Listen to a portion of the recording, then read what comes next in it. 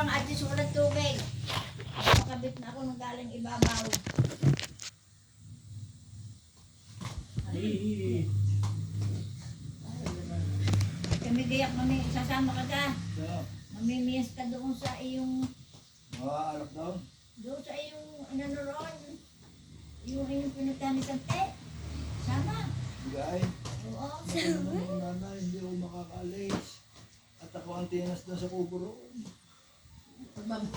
Babulutan na lang. Kaya ang kasama ko di Ito babae. magdadala. Sa totoo lang, Ineng. Ang kasama ko di babae. Bakit? Sa kubo. Yung may-ari ng kubo. Bakit?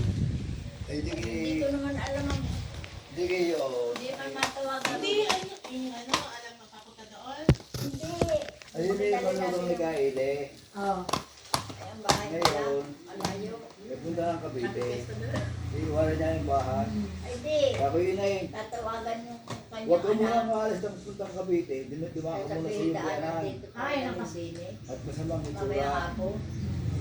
Ngayon ka ako, kung anong sabi na yung biyanan, makikinig ka. Sige. Ay, nasaan nga yung babae na rin pa? Hindi na yan. Hindi ako.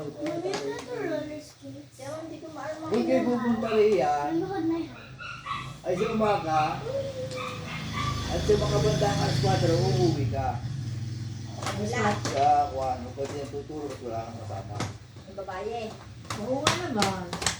Sa kang itsura, Adya. Ito sila, saan ka uuwi? doon sa kanyang biyanan, Saan ka uuwi? kahili.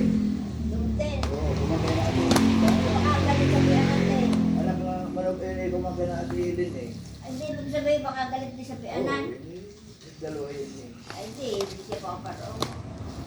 Ngayon, ayan sabi ko,